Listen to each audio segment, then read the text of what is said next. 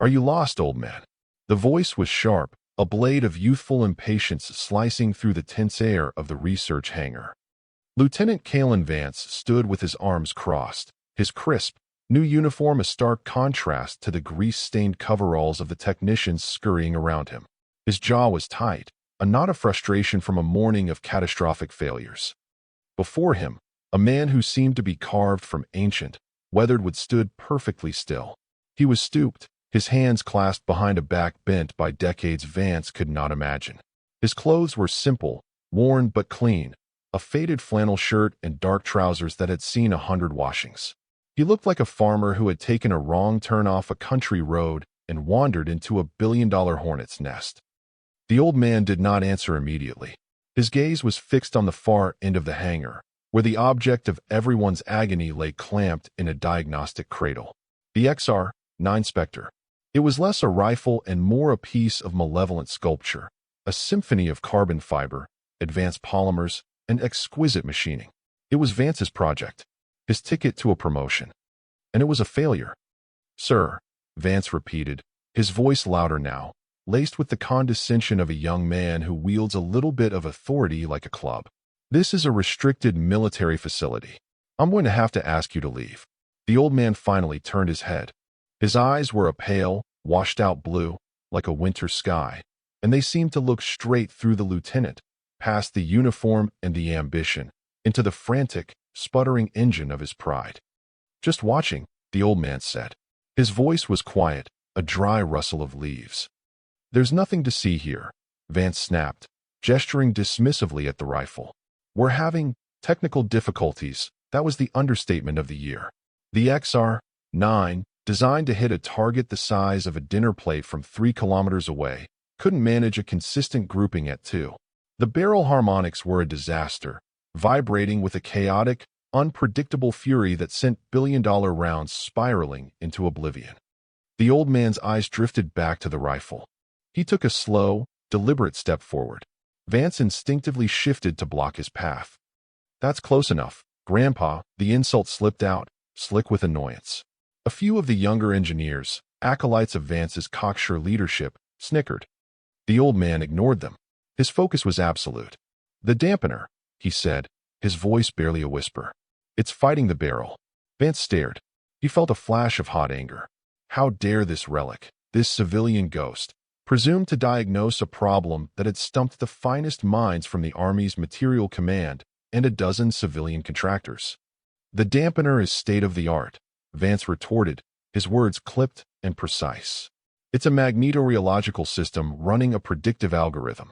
You wouldn't understand. It's too smart," the old man said, a statement of simple fact. "It's trying to kill a vibration that the steel wants to have. You need to let the barrel sing its own song, then tune to that." Vance's patience, already worn to a microscopic thread, finally snapped. This was absurd. He was on a tight deadline, with colonels and generals breathing down his neck via encrypted email, and he was wasting time debating physics with a geriatric trespasser. "Right," Vance said, his voice dripping with sarcasm. "Let the barrel sing. What do you know about it?" The old man's pale eyes met his. "I'd like to try it." The request was so audacious, so utterly preposterous, that for a moment, Vance was speechless. The snickering from the engineers turned into open, derisive laughter. "You?" Vance finally managed, a smirk spreading across his face. "You want to try it?" "Sir, with all due respect, I doubt you could even lift it. The recoil would probably turn your shoulder to dust." He felt a surge of cruel satisfaction. He was back in control, putting the old man in his place. He was the authority here. He was the future. This man was the past, a forgotten, irrelevant fossil. The old man did not react. He didn't flush with anger or shame. He simply stood there, his patience a silent, infuriating rebuke. This placid defiance was more galling to Vance than any shouted retort would have been. It made him feel small, and he hated it. "Look," Vance said, stepping closer, invading the old man's personal space.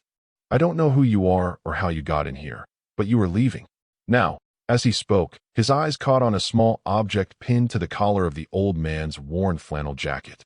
It was a strange little thing, no bigger than his thumbnail. It looked like a feather, crudely forged from some dark, non-reflective metal. It was artless, ugly, and utterly out of place.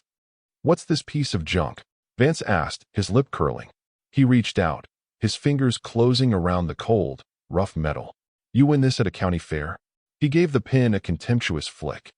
The world dissolved. It was not a memory. It was a resurrection.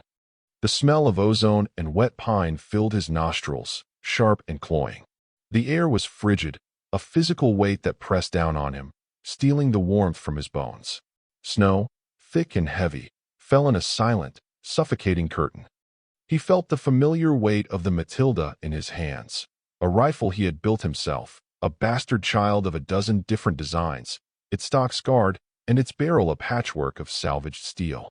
He felt the cold shock of mud seeping through the knees of his trousers. He heard the distinctive, high-velocity crack of an SVD Dragunov, the sound impossibly close. He heard the wet, sickening thud as a round found flesh. He felt the weight of his spotter, a boy named Jimmy, slumping against him. He smelled the coppery tang of blood, hot and sudden in the freezing air. Jimmy's hand, already going limp, pressed something into his palm. It was a pin, one he'd forged himself from the casing of their first confirmed kill. A raven's feather, a symbol for a unit of 2. "Hold the pass, Ghost," Jimmy had whispered, his last breath a cloud of white in the twilight. "Don't let them through." The sensory blast lasted only a second, but it slammed through Elias Thorne with the force of a physical blow. He swayed, his calm facade finally cracking. For a fleeting moment, the frail old man vanished, and in his place stood something else, something hard and dangerous. Vance, seeing the flicker of disorientation, felt a final surge of arrogant power. "See? Too much excitement for you. Security," he bellowed. "Get this man out of my hangar." 2 burly MPs started forward, their expressions bored and professional. But someone else had been watching. Master Sergeant Eva Rostova stood near the hangar's main control console, a tablet in her hand, pretending to review diagnostic data. She had seen the whole exchange. She was a 20-year veteran, a master marksman who had forgotten more about long-range ballistics than Lieutenant Vance would ever know. Something about the old man had set her teeth on edge from the moment he walked in. It wasn't his age or his clothes. It was his stillness. It was the stillness of a predator, not a victim. It was the economy of motion she'd only ever seen in the most elite operators, men who had spent a lifetime learning to become part of the landscape.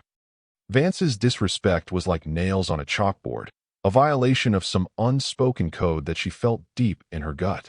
When he flicked that pin, she saw the old man's eyes change. It was a subtle shift, but to her trained senses, it was a seismic event. The quiet observer was gone, and for a split second, a killer had looked out from behind those pale blue eyes. Her instincts screamed.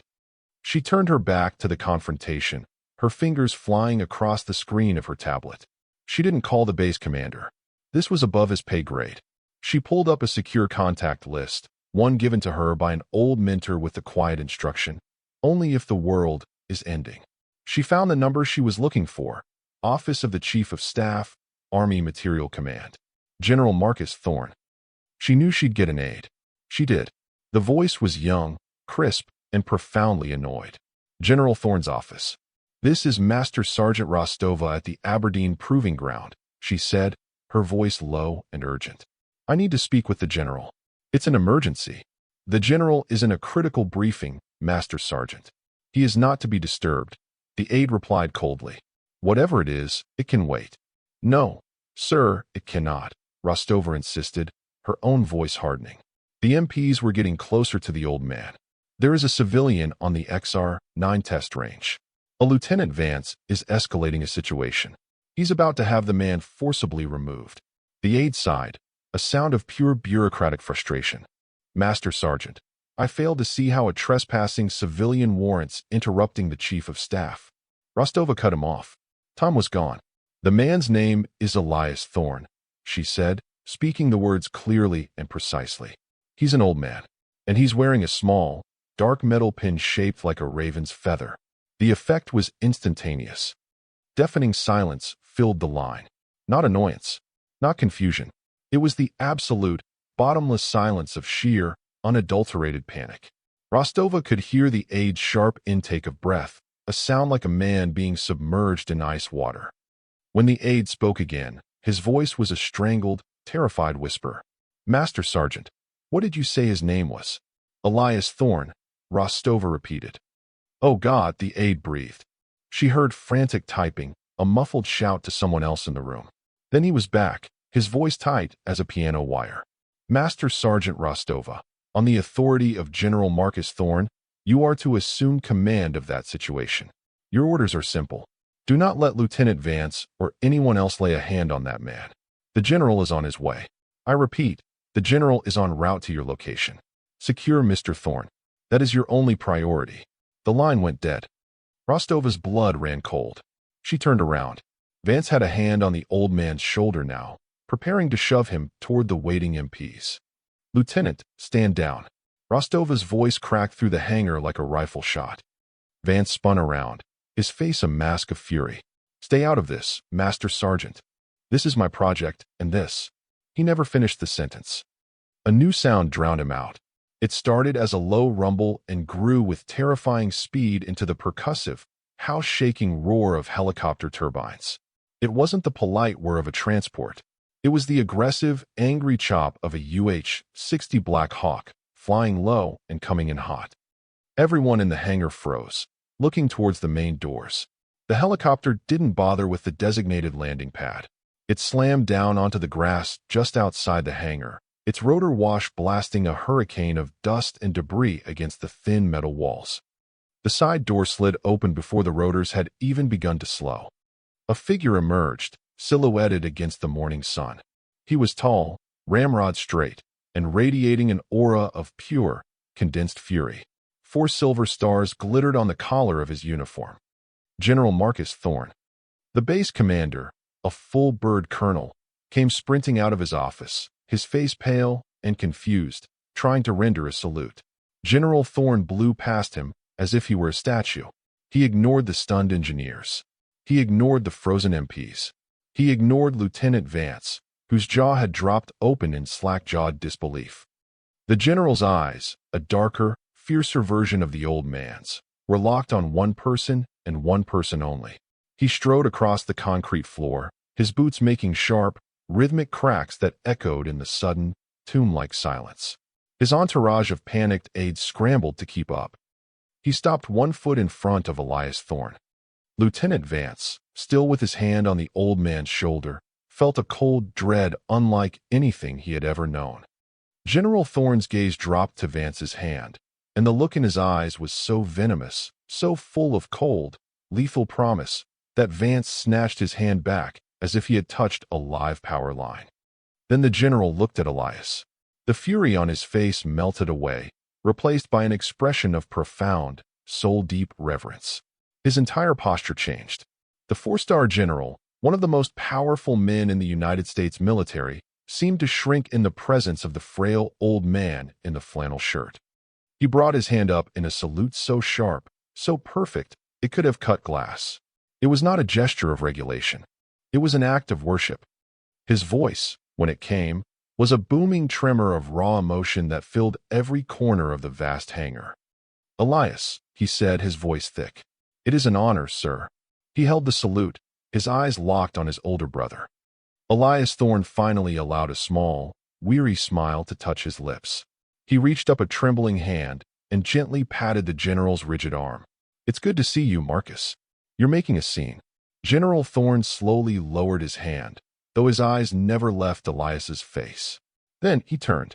He faced the assembled crowd of stunned technicians, soldiers, and one utterly terrified lieutenant.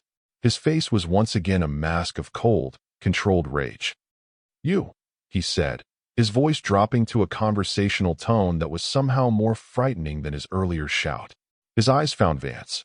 "Lieutenant, do you have any idea who this is?" Vance could only shake his head, his throat too tight to form words. "No," the general said softly. "Of course you don't. You see an old man. You see a nuisance. You see a name you don't recognize on a security roster. You look, but you do not see." He took a step toward Vance. "This is Elias Thorne. To the history books, he doesn't exist. He refused every medal, every citation, every promotion. He asked for his entire service record to be burned. But to the few who know, to the men whose lives he saved, he has another name. The general's gaze swept the room. We called him the Ghost. A collective gasp rippled through the older NCOs in the room. The Ghost. It was a legend, a campfire story told in hushed tones by grizzled Special Forces instructors. A phantom operator from the Cold War, a man who supposedly held a mountain pass in the Ardennes alone against an entire company of Spetsnaz hunters during a secret, undeclared border conflict. A ghost story, a myth. And he was standing right here. 30 years ago, the general continued, his voice resonating with history. An entire company of our most elite operators was cut off and pinned down in a blizzard. All their high-tech gear was useless, jammed by experimental enemy EW. They were blind, freezing, and being hunted. They were going to be wiped out. An entire company of ghosts, about to become real ones. The brass said they were unsavable. A lost cause. But this man, he jabbed a finger toward Elias, disagreed. He was a civilian consultant at the time, a weapons theorist. He went in. Alone. He had no uniform, no backup, no radio. Just a rifle he built himself from scrap parts in a machine shop. He held that pass for 72 hours. 72 hours. The general pointed a trembling finger at the small, dark pin on Elias's collar. And that piece of junk you so bravely manhandled, Lieutenant? That is a raven's feather. It was the symbol of his unit. A unit of one. It was forged from the first enemy shell casing on that mountain. It's not a medal. It's a promise he made to his dead spotter. He turned his attention to the XR-9 Spectre. And this rifle? This magnificent failure you can't get to work? It's based on a design he sketched on a napkin 30 years ago.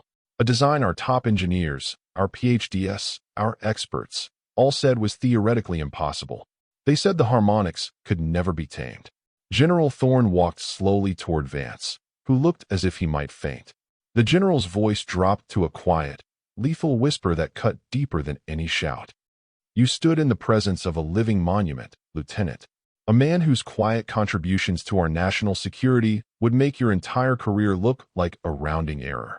A man who has forgotten more about ballistics than you will ever learn. And you called him Grandpa. You mocked him. You laid your hands on him. He leaned in close, his voice barely audible. You have disgraced your uniform. You have disgraced this facility. But worst of all, you have displayed an ignorance so profound, so utterly complete, that it constitutes a failure not of engineering, but of character. You mistook a god for a janitor because he wasn't wearing the right clothes. The silence in the hangar was absolute, broken only by the sound of Vance's ragged breathing. Shame, hot and acidic, washed over him. He felt the weight of every eye in the room, every ounce of their contempt. Before the general could deliver the final, killing blow to Vance's career, a frail hand landed on his arm. Marcus, Elias said softly. Enough. The general looked at his brother, his anger still simmering. He's young, Elias continued, his voice calm and steady. He sees the world through a lens of rules and regulations. It is how he was trained. It is the only language he knows. He then looked directly at Vance, whose face was ashen. The old man's eyes held no anger, no triumph. Only a quiet, weary pity. The rifle, Elias said, changing the subject. The harmonic dampener is miscalibrated. It's fighting the barrel's natural oscillation instead of complementing it. You need to listen to the steel. Find its frequency. Tune to it. Don't try to silence it. He walked over to the XR-9, laying a hand gently on the cold barrel as if it were a living thing. She wants to sing, he murmured. General Thorne watched his brother for a long moment, then nodded, his fury receding, replaced by a grim resolve. He turned to the pale-faced base commander.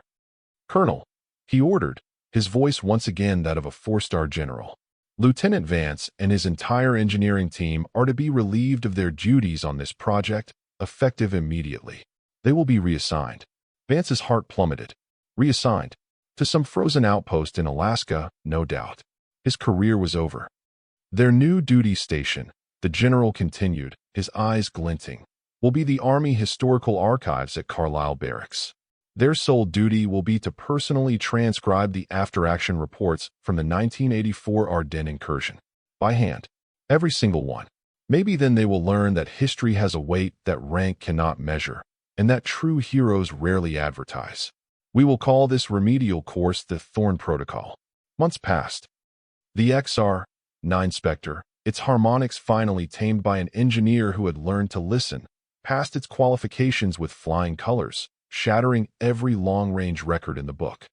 In the dusty, silent archives at Carlisle, a much-humbled Kalen Vance sat at a long wooden table, a stack of faded, redacted documents beside him. His fingers were stained with ink. The cocky arrogance was gone, replaced by a quiet, haunted solemnity. He had read the stories. He had read the official reports and the unofficial, handwritten accounts of the survivors. He had read about the ghost. He looked up as the library door opened.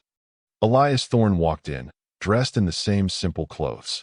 He moved to a shelf, pulled down an old, leather-bound book on metallurgy, and sat at a table across the room. Vance's heart hammered in his chest. For weeks, he had rehearsed this moment. He stood up, his chair scraping loudly in the silence. He walked over to the old man's table and stood rigidly at attention. "Sir," Vance said, his voice cracking slightly. I wanted to apologize.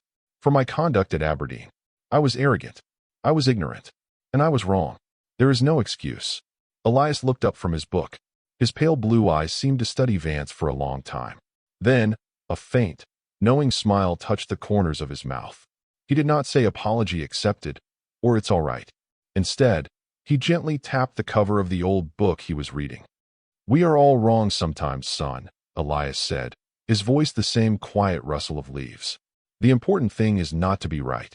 The important thing is to be willing to learn a new story."